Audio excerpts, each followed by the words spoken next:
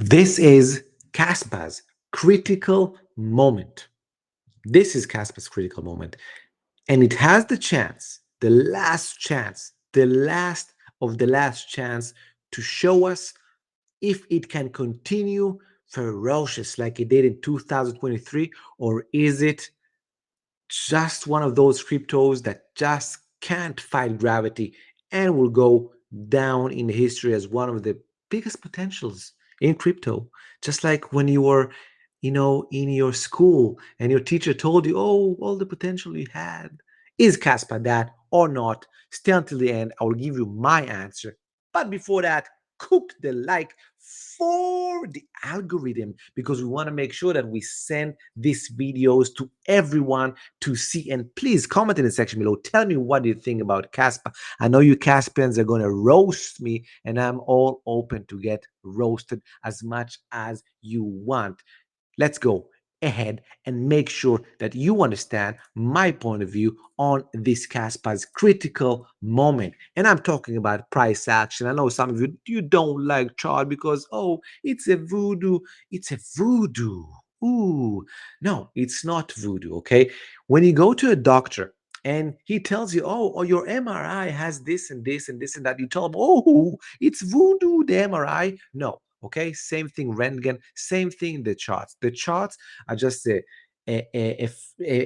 chart. It's a representation, a creative representation of the health of the price of a coin or an asset. That's it, purely. And if you know what to look for, just like a doctor in an MRI, you can find good things. Okay, so look at this. Okay, what we're looking for, what we want to happen again, okay, is this beautiful move that Caspa had over 20,000%, in the past. Can that happen again? Okay, and that's what I'm trying to say. We are at a crossroad. We are at a critical standpoint. Okay, why? Okay, because there's this thing. It's called the stage analysis. Okay, and it goes like this: you have stage one of an asset. It's called the neglect. No one is talking about it. Then you have the stage two accumulation uptrend when everyone is trading it. Then you have the stage three topping when it's kind of topping, and then stage four decline.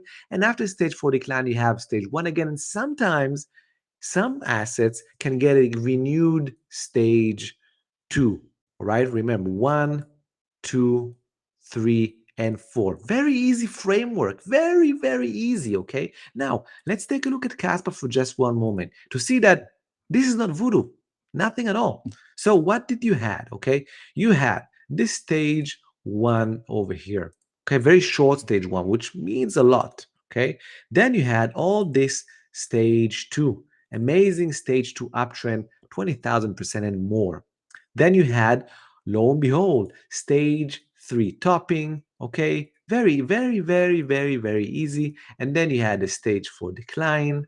And now, after the stage four decline, assumably you have potentially a stage one sideways that is actually looking to be within somewhat of a pennant or a rectangle, whatever you want to call it. Okay, you can say it's this one. Okay, let's call it this one because I think the Caspa needs to resolve as soon as possible. Some people will argue that it's a bit different, but that's what I'm seeing right now. Okay, so if we take a look right now at the current price action, you can see we are contracting within a range. Okay, I'm going to remove this so you can see only this past price action. We're contracting within this range. Okay, very much contracting and trying to figure out where will we be resolved. Price needs to resolve out of this contraction to somewhere. Okay, somewhere. We don't know where just yet. Okay, now bear with me. If this is indeed a stage one, okay, if all this sideways action is a stage one, then we'll break out from it higher. All right, something like this. Then we'll break out. We'll break above this, 12 cents area, which is horizontal resistance, as F got smoked here, stopped here, actually was support here. So this kind of area has a lot of confluence to it. And then you will have actually the first higher high. You are having higher lows right now, which is might indicate potentially, okay, we can go that way, but you need to have a higher high also above this high would love to go above this high to kind of confirm with a high degree of probability that we're actually potentially going to a new stage to option, and we must have Bitcoin with us. If Bitcoin goes further above the 124,000 to 130, 150, 200,000, probably Caspa is going to break higher. If Bitcoin doesn't, almost no chance it will do it all by itself. It won't, because Bitcoin is the leader of the market. And what the leader does, that's what all the rest of the coins will eventually do. Mark my words, nothing can go to an individual bull market without Bitcoin. Okay? Mark my words. Okay? Make sure to mark them. Now, if it does, we have this possibility. But let's say this doesn't happen and we actually resolve, to the downside. Can that happen, for example? Can we actually break lower from here and actually make a new lower low? That can also happen. Right now, the probabilities are almost at a 50-50. It's almost at a chance, at the flip of a coin. No one can really see the, well, first of all, no one can know the future. No one. No one has a crystal ball of the future.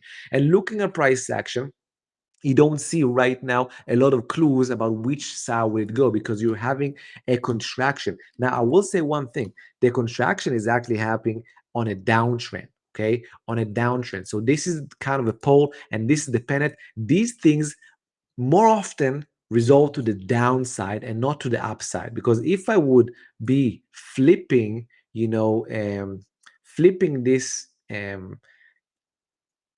the upside down, and I forgot how to do that, because that would have been amazing. Okay, if I would remember exactly how to, I don't. Oh, invert scale. Look at this.